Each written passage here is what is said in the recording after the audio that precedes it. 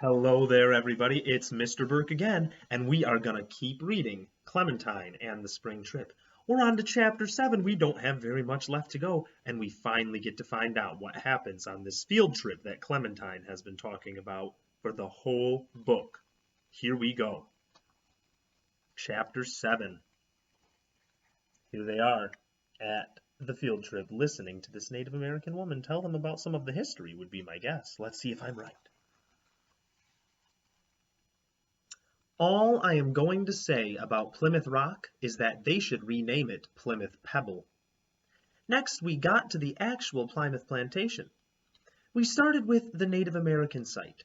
They were planting their garden, so it smelled really good there, like dirt that was just waking up and things that wanted to grow. Corn and beans and squash, our guide told us. 5 seeds of each in every mound. 5 is a lucky number for Wampanoags. For my family, too, I thought to myself, remembering the Pentagon.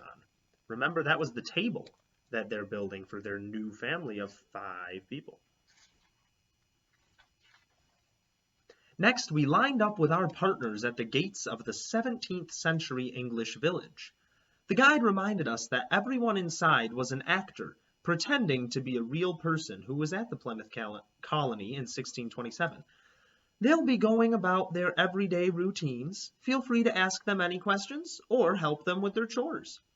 Even though Margaret was ahead of me in line, I saw her face when the guide said that. It looked as if what Margaret had heard was, "Feel free to roll around in some garbage." She was still shuddering as we filed inside. The first thing we passed was a pen full of pigs. Margaret had thrown her arms over her head and run down the road. But Olive and I stopped.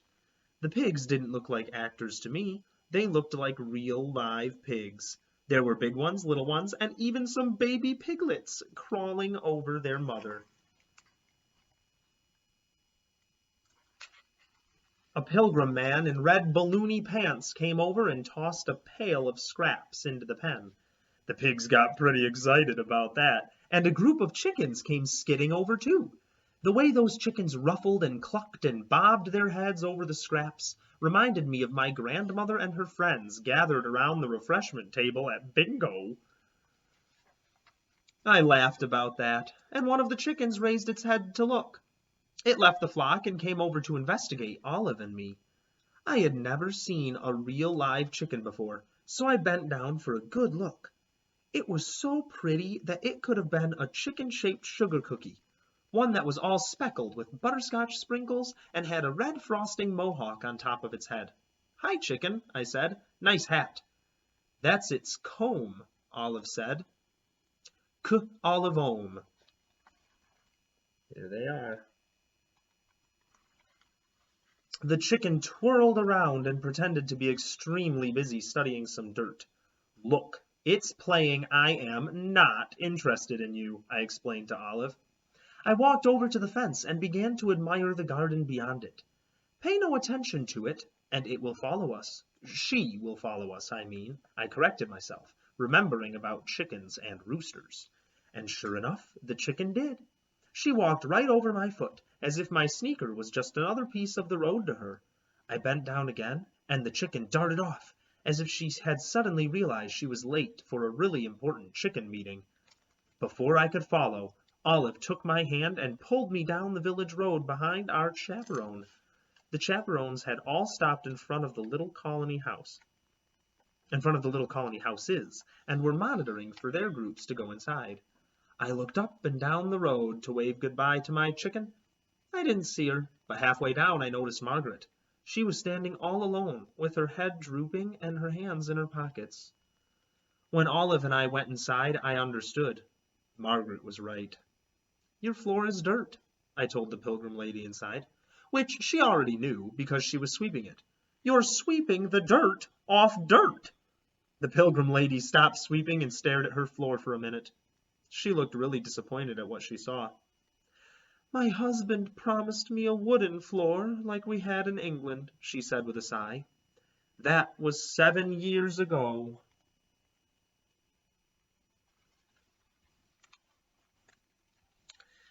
Do you miss your home? I asked, looking around the dark, smoky house. I sure would miss my home if I had to move here.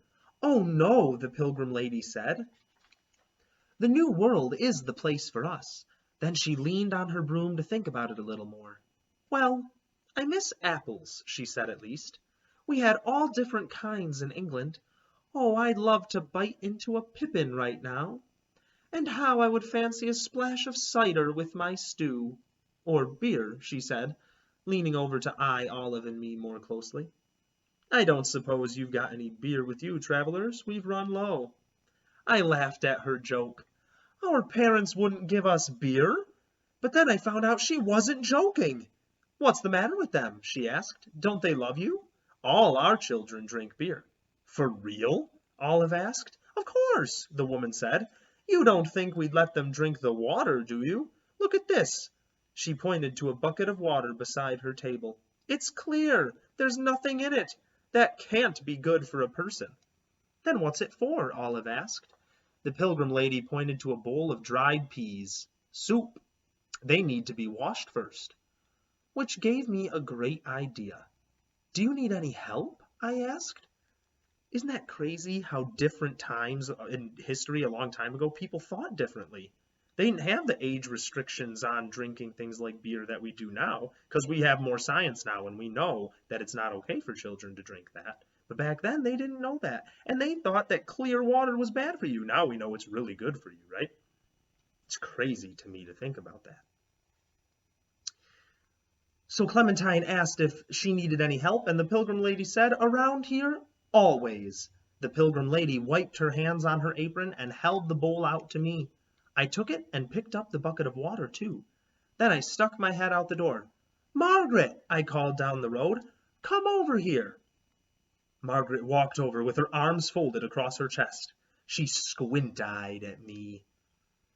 Here's a doing thing for you, I said. When I explained, Margaret brightened up. She sat down on a bench beside the house and began washing the peas, one by one, until they gleamed. Olive and I sat down beside her, and the Pilgrim Lady came out with some sewing and joined us. I asked the Pilgrim Lady if she had any tattoos, which I ask every grown-up I meet because you never can tell who's got one under their clothes. The Pilgrim Lady answered no, but she'd seen a few on some sailors on the Mayflower. There they are, having their nice conversation. And Margaret looks into washing that bowl of peas. She seems fascinated by it. Why did you leave anyway? Margaret asked. The Pilgrim Lady told us about how it had been in England. It was the story we had learned in school, about how the King of England was bossing his people with some new church rules that they didn't like, but it sounded sadder the way she said it. Burdensome rules, she called them. They did not suit us, so we left. Margaret's face sagged at that answer. I knew what it had reminded her of. The 6th graders bossing her around with their new rules next year. I bet Margaret was thinking, great, so I should just find a new world to colonize. Luckily, the butterscotch speckled chicken came over then and pecked at my sneaker laces, so I could change the subject. What's her name? I asked the Pilgrim Lady. Secretly, I was hoping the Pilgrim Lady would say she hadn't thought of a good name yet. Did I have any suggestions? Then I would get to tell her a great name that I saw in the bathroom yesterday, which is where I get all my pet names. It was written on a tube of cream my mother rubbed into her belly each night so it wouldn't explode. That Pilgrim Lady and her chicken would be so happy with a beautiful name like Pre-Nata Scratch. And okay, fine. Olive would know that I was very talented at something, even if I couldn't do Olive talk. So I asked again, does she have a name? The Pilgrim Lady looked at me as if I'd just asked her if her chicken had a pair of ice skates. Isn't she your pet? I asked. Pet? She asked back. Oh, we don't have the luxury of keeping pets here. Oh, so you just have her for giving eggs, I said, which I thought was a little selfish. I didn't tell the Pilgrim Lady that, though. Eggs, yes, the Pilgrim Lady said. And after that? She pointed over her shoulder at her house. Into the stew pot. I jumped up. What? Into the... You mean you eat this chicken? Margaret put the bowl of peas down and stared at me. "You sound just like your mother, Clementine, when she can't finish her sentences." I ignored her. My heart had started pounding really hard, like a fist that was so angry it wanted to punch its way out of my chest. You can't eat this chicken," I cried. I swept my arms out. "You can't eat any of them. These chickens are people, you know."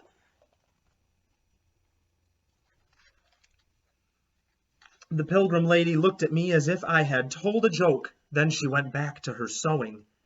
"What do you think is in your sandwich today, Clementine?" Margaret asked. "You eat chickens all the time." I looked down at Stretch. She was walking away from me as if she knew what Margaret had said. I hurried after her and bent down to look her in her little red chicken eye. Then I moved to her other side so I could look her in her other little red chicken eye. Oh, I wanted her to know I was serious. "Not any more I don't," I promised her. "Not any more." Stretch cocked her head to study me. Then she strutted over to join her friends. Olive came up behind me. "Oh, this is so terrible," I said, without looking back at her since I was trying not to cry. "Look at their faces. These chickens just want to play some chicken games and live in a nice chicken house with their families. I know it's not the pilgrim lady's fault. She's just an actor, and she's not really going to eat them, but in real life, everyone else does, and lots of other kinds of animals, too." "Nah, Olive, Olive E," said Olive. I still didn't want to look at Olive, but I turned around to give her a quick side eye. "What do you mean, not you?" "Olive, I'm Olive, Olive, Olive, Olive, Olive, Ian." Man, that Olive language is tough to read. That one took me a minute. It took me a minute, too. I wiped my face and turned around. "You are a vegetarian?" Olive nodded. "Olive Olive own't, Olive eat, Olive Olive Olive ulls." "I don't eat animals." "Oh," I said. I looked back. The chickens had stopped pecking and were staring at us. Their faces looked really worried. "Me too," I said to Olive. "I'm a vegetarian, and I don't eat animals." I turned back to the chickens. "I mean it," I said, with my pledge hand over my heart, "starting right now." The last place we visited was the Mayflower. It was my favorite part of the field trip because it smelled the best on that ship, like tar and wood and salt, and there were lots of doing things. It also gave me the great idea of building my own boat when we went to visit my grandparents in Florida next winter. I was getting pretty good with my tools, so all I needed was some wood and some tar and a sheet for a sail. One of the sailors told me, "Well, it's a bit more complicated than that, but you're on the right track." Then he rolled up his sleeve to show me his tattoo. An anchor. How appropriate for a sailor. But all the time I was having fun on the Mayflower, some of my Clementine sections were thinking about that chicken, and about the rest of the animals at Plymouth Plantation, and in the rest of the world.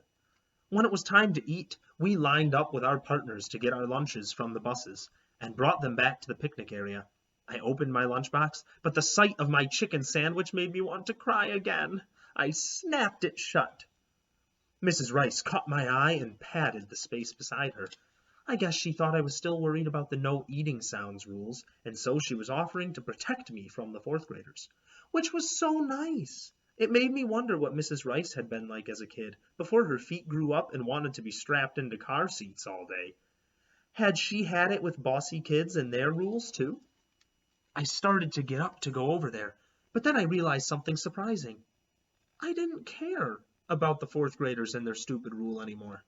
I had used up all my caring on my chicken, and there just wasn't any left for them. So I waved at Mrs. Rice to thank her, but I shook my head no. Beside me, Olive tapped my knee and held out her lunchbox. "It's vegetarian," she said. "I'll share with you." I saw hummus and pita chips, celery sticks, 2 apples, and a cookie. Even a person with cotton balls for teeth would make noise eating this lunch. The fourth graders were going to go out of their minds when she took a bite. Suddenly, Even though my teacher was all the way on the other side of the picnic area, I imagined I heard his voice. I know I can count on you to make Olive feel comfortable on the field trip. I know I can count on you. There they are, getting ready to eat this loud lunch. What are the fourth graders going to do? How might they react? Thanks, I said to Olive. I took a pita chip and loaded it with hummus. Then I stood up. I looked over at the harbor and imagined for a minute what those pilgrims must have thought when they were stepping onto the Mayflower. Finally, we're getting away from those stupid rules in England. I sure wished I could get on a boat and sail to a new world right now. I'd take Olive with me, and Margaret, and Principal Rice, and anybody else who thought the silent eating rule didn't suit them. Instead, I raised the pita chip to my mouth and chomped down as loud as I could. Crunch!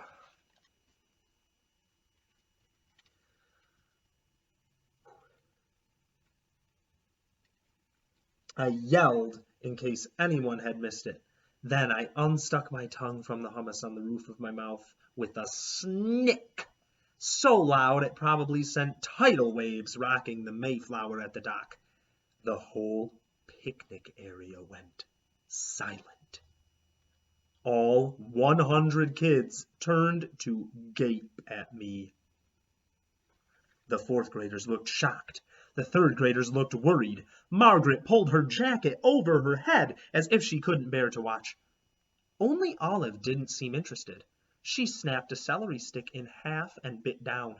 I grabbed a celery stick and crunched so hard the sound echoed off the buildings. Olive took a drink from her juice box. I fake glugged from mine. Everything Olive did, I did louder. Waylon was the first person to join me. He stood up and growled like a lion as he gnawed off a piece of fruit leather, then smacked his lips around it. Maria was next, and you never heard grapes pop so loudly. Joe sloshed up his soup like a cement mixer, and then, one by one, all my friends came over and joined my team, the Who Cares How Loud You Eat team. Look at those loud eaters. And there's Mrs. Rice with 2 thumbs up. Mrs. Rice stood up. At first, I figured I was in trouble for committing the giant crime of embarrassing our school on the field trip. One good thing about getting in trouble in front of the principal, though, at least you can't get sent to the principal. But you will not believe what Principal Rice did next. She looked me right in the eye and raised her hands up over her head in a thumbs up. I knew it was a private good job meant for me, but the other kids must have thought it was meant for them, too. More and more third graders joined in, snapping their jaws around their sandwiches, snicking and gulping and crunching as loudly as they could. Those third graders, they were rebels. They had a revolution against the fourth graders and their loud eating rule. Kinda like the colonists did after they came to America from England. Pretty soon, some of the fourth graders got in on it too. They stopped following their own rule. And then finally, even the mean ones who had started the whole stupid no-eating noise problem in the first place joined in.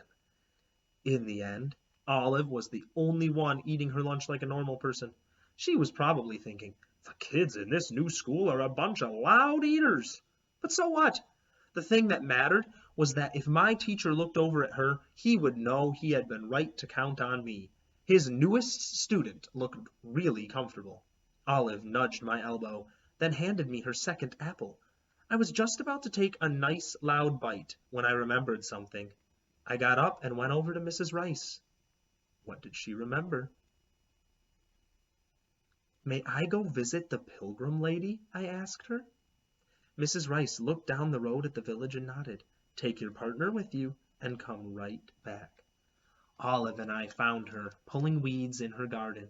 She looked pretty tired, but she perked up when she saw us. Did you find some beer after all? Nope, but we brought you this. Olive and I waved goodbye and left that pilgrim lady gazing at her apple with a wow, I must be dreaming face that could probably be seen back in England.